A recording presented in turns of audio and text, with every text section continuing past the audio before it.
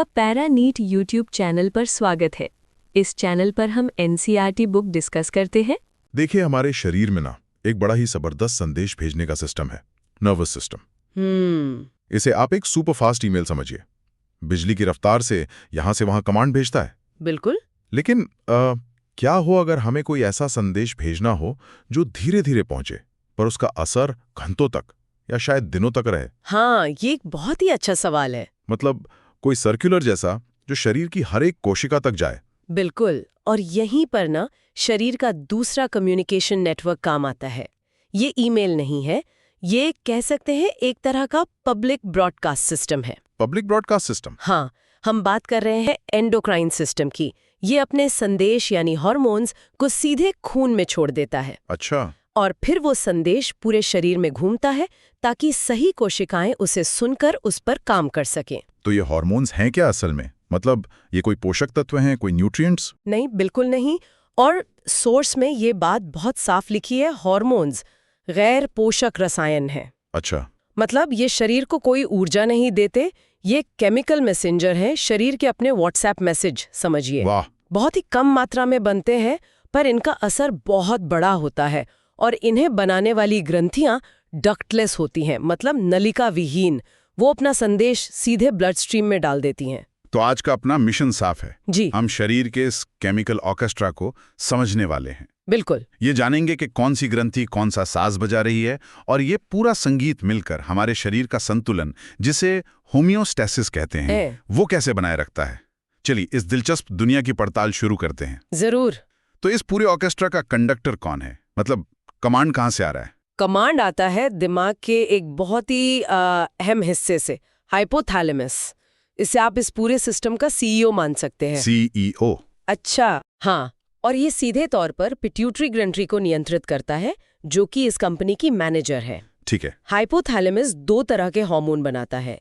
एक जो मैनेजर को काम शुरू करने का आदेश देता है, उन्हें कहते हैं रिलीजिंग हार्मोन। और दूसरा? और दूसरा वो जो काम रोकने का आदेश देता है, यानी इनहिबिटिंग हार्मोन। ये कनेक्शन बड़ा दिलचस्प लग रहा है। मतलब सीईओ अपने मैनेजर तक ये आदेश पहुंचाता कैसे? क्या वो भी पूरे शरीर के ब्लड सर्कुलेशन से ही जाता है? नहीं, और यहीं पर तो प्रकृति का कमाल है। इन दोनों के बीच ना एक प्राइवेट एक्सप्रेस हाईवे है। Private express highway? हाँ, जिसे पोर्टल सर्कुलेटरी सिस्टम कहते हैं। ये खून का एक छोटा सा लूप है जो हाइपोथैलेमस से सीधे पिट्यूटरी के अगले हिस्से तक हार्मोन पहुंचाता है। अच्छा, तो संदेश बहुत तेजी से पहुंचाता होगा। बहुत तेजी से और बिना डाइल्यूट हुए। जबकि पिट्यूटरी का जो पिछला हिस्सा है वो सीधे दिमाग की नसों से जुड़ा होता है। तो ये दिखाता है कि हमारा नर्वस सिस्टम और एंडोक्राइन सिस्टम कितने जुड़े हुए हैं। बिल्कुल मिलकर काम करते हैं। तो अब आते हैं इस मास्टर ग्लैंड यानी मैनेजर पर, पिट्यूटरी।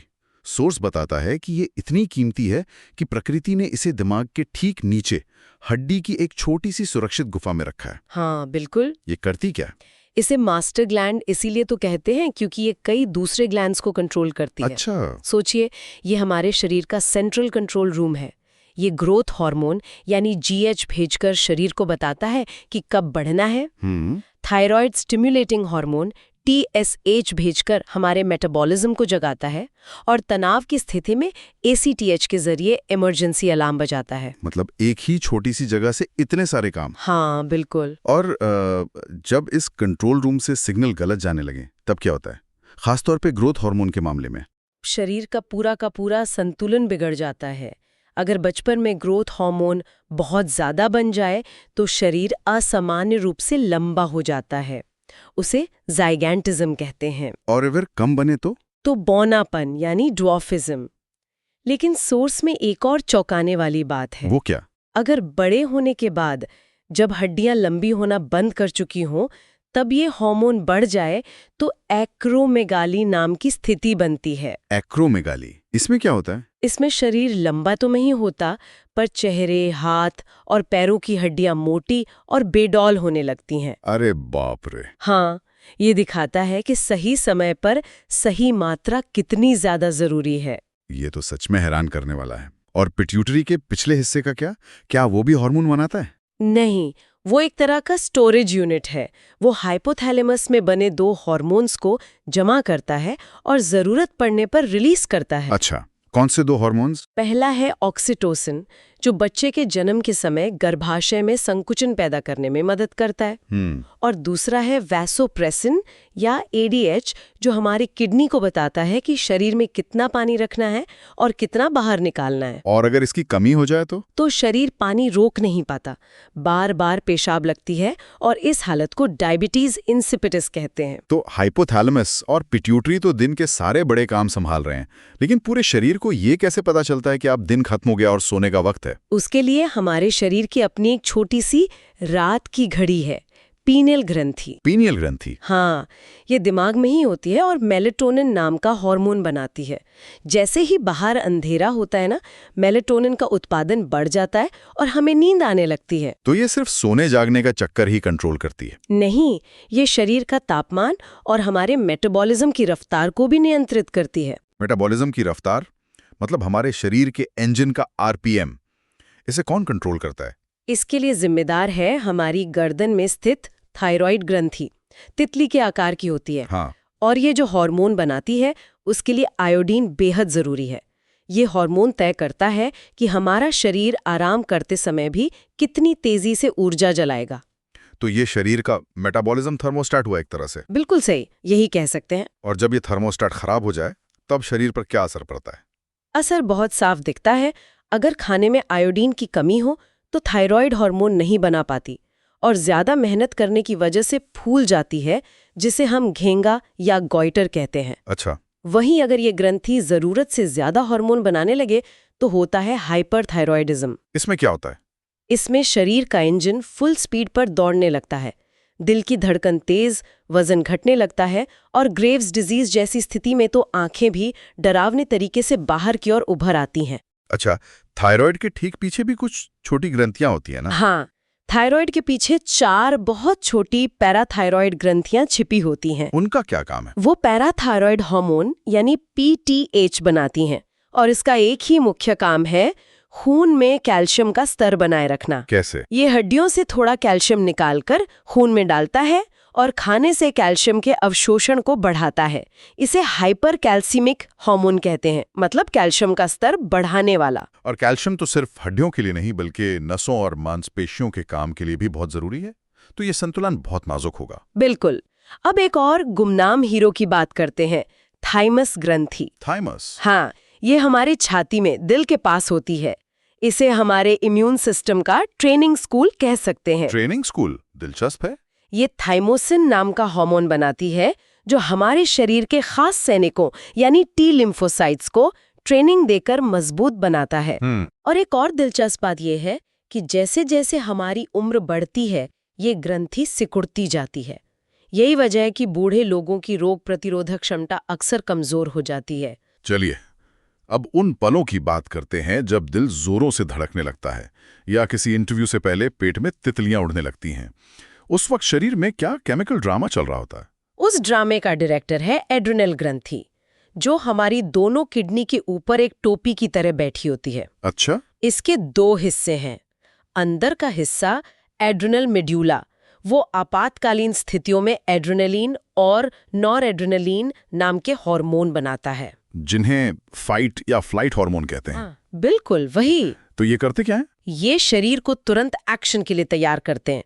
दिल की धड़कन बढ़ाना, सांस तेज करना, आंखों की पुतलियां फैलाना, रोंगटे खड़े करना, ये सब इसी का काम है। ताकि हम या तो खतरे का सामना करें या वहां से भाग जाएं। एग्जैक्टली। ये तो हुई अचानक आई मुसीबत की बात। लेकिन जो लंबे समय तक चलने वाला तनाव होता है, जैसे काम का प्रेशर, उसे शरीर कैसे संभालता है? उसके लिए एड्रीनल ग्रंथि का बाहरी हिस्सा यानी एड्रीनल कॉर्टेक्स काम करता है। अच्छा। वो कॉर्टिसोल जैसे हार्मोन बनाता है जो लंबे समय के तनाव से निपटने में मदद करते हैं। ये ब्लड शुगर को स्थिर रखते हैं, सूजन को कम करते हैं। और अगर ये सिस्टम खराब हो जाए तो?